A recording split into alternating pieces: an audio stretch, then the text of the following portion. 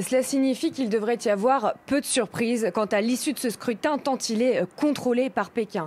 D'abord parce que toutes les candidatures ont été approuvées, validées en amont des élections par les autorités pro-Pékin.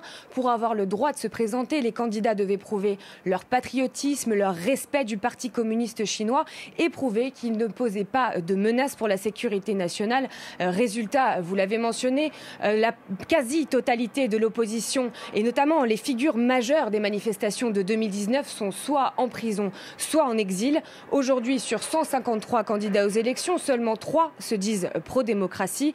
Autre nouveauté de cette reprise en main du système électoral, c'est qu'avant, la moitié des sièges du Conseil législatif étaient attribués au suffrage universel. Aujourd'hui, c'est seulement 20 sur 90. Les 70 autres sont soit désignés directement par les autorités pro-Pékin, soit élus, mais par des groupes d'intérêt généralement favorables au régime. C'est pour ça qu'on parle d'élections patriotes. Il faut également noter par ailleurs qu'appeler à boycotter ces élections ou appeler à voter blanc, c'est illégal. 10 personnes ont été arrêtées à Hong Kong pour ce motif, dont 2 simplement pour une publication Facebook. Et le gouvernement hongkongais a émis 5 mandats d'arrêt internationaux contre d'anciens députés pro-démocratie, dont Nathan Law au Royaume-Uni et Ted Hui en Australie. Les 2 avaient appelé la diaspora hongkongaise à ne pas participer à ces élections, des élections qu'ils qualifient de mascarade. Faut-il alors s'attendre à une abstention historique ? Eh bien, d'après un sondage, seulement 51% des 4,5 millions d'électeurs hongkongais disent qu'ils iront voter ce dimanche. Ça peut paraître raisonnable comme chiffre, mais il faut se rappeler qu'aux élections législatives de 2016, la participation avait dépassé les 80%.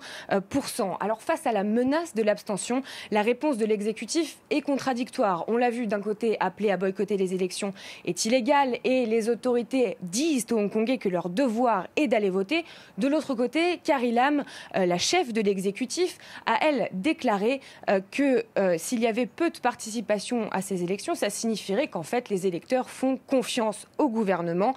En tout cas, tout est fait pour encourager la participation. Les résidents ont reçu des SMS leur disant d'aller voter, des entreprises ont donné des jours de congé et les transports en commun sont gratuits. Il faut également noter que la Chine continentale ouvre sa frontière.